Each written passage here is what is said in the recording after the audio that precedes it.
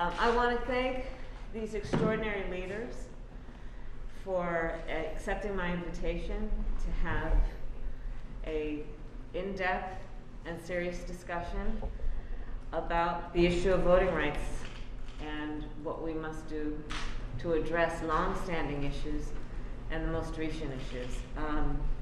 It goes without saying, but I will say it, that the United States has a very unique and very important nation-to-nation relationship with our tribal governments, and I believe it is part of the solemn duty of the United States government to respect the sovereignty and the significance of those government-to-government relations.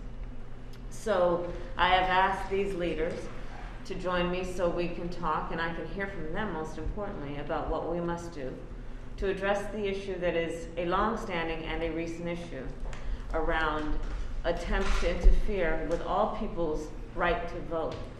In particular, I think it is important to always speak the truth about history. So I will remind us of a few facts.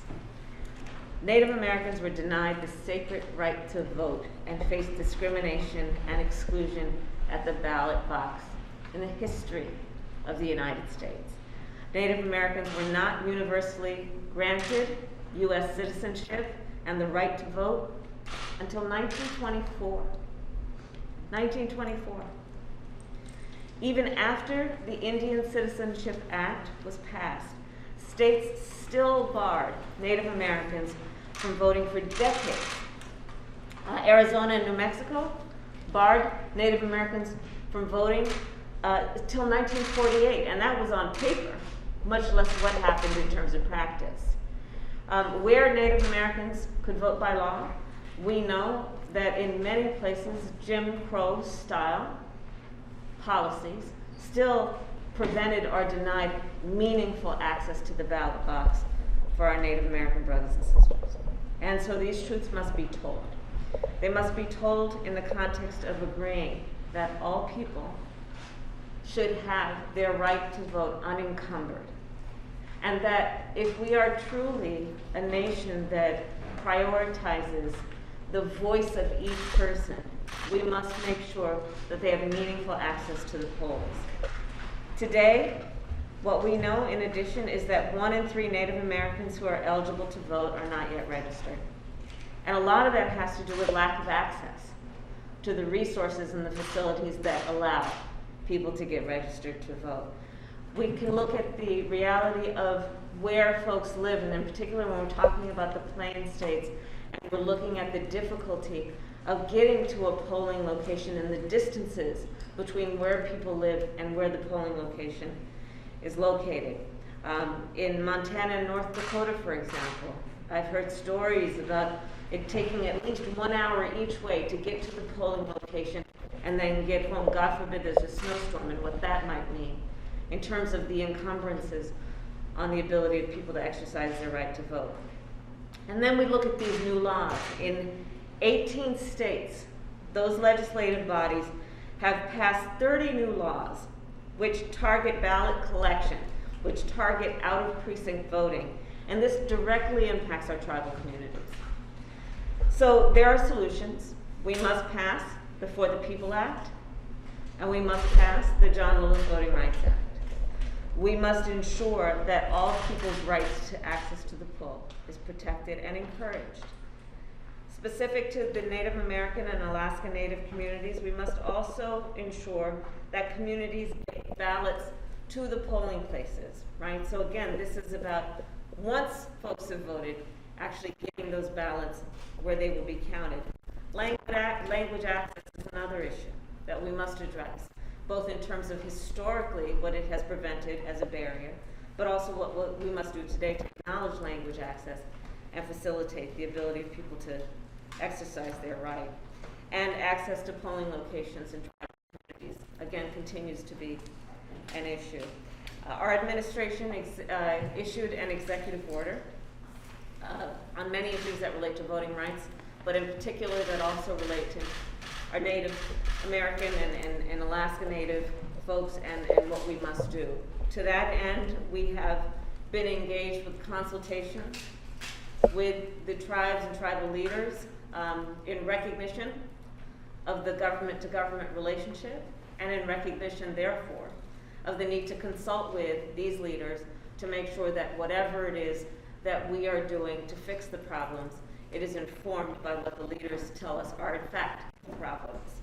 So with that, I will close my comments by saying that democracy is strongest for our country when everyone participates. It is weaker when anyone is denied the ability to participate. So with that, it is my honor to introduce an incredible leader, Secretary Deborah Holland. We all know her for all the groundbreaking she has done, but I'll talk specifically about the work she has done. Deborah Holland has been, I think, one of the great leaders in our nation elevating Native voices.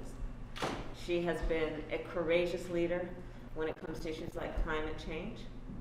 She has been charting a course that is, again, about leadership and protecting public lands.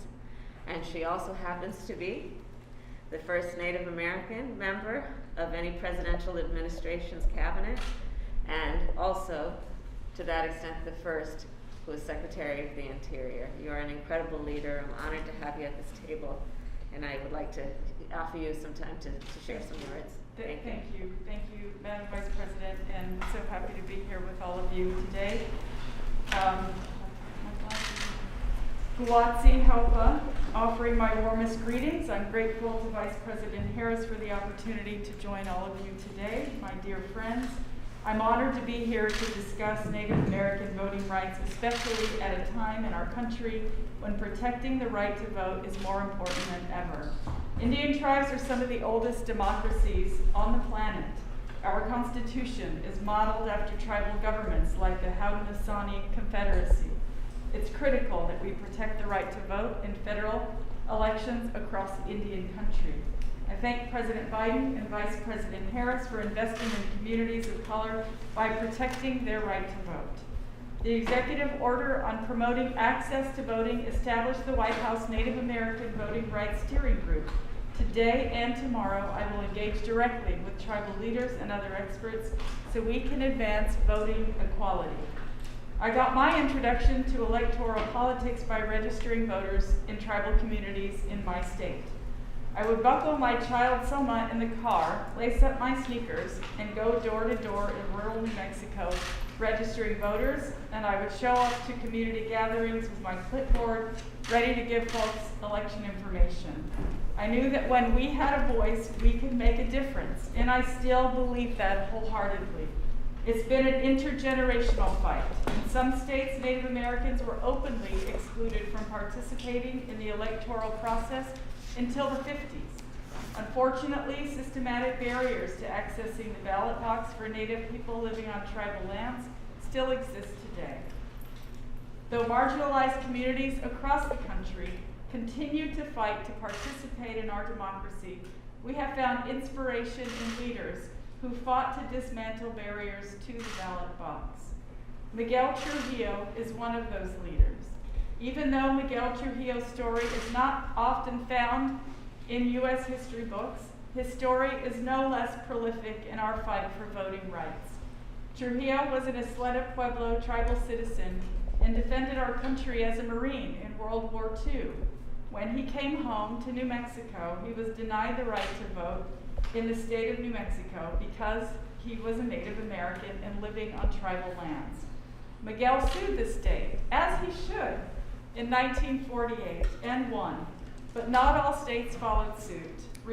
Others refused Natives the right to vote for at least another 10 years.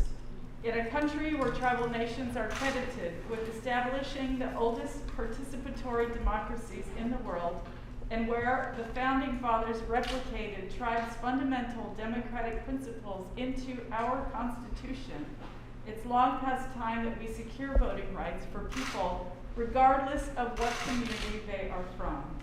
Voting is sacred and must be treated accordingly. I express my deep gratitude once again, Madam Vice President, for the invitation today, and I look forward to all of us working together, and I'm so happy to be here with all of you. Dawa, thank you. Thank you. Thank you, Paul. Madam Vice President, can you talk a little more about masks here today? None of us like wearing masks. People need to get vaccinated. People need to get vaccinated. It will save their life. This virus is no joke. The people who are in hospitals today with COVID-19, the vast majority of them have been unvaccinated. When you look at the people who are dying right now from COVID-19, almost none of them have been vaccinated. People need to get vaccinated. That's the only way we're gonna cut this thing off. Nobody likes wearing a mask. Get vaccinated. That's it. Thank you, Paul.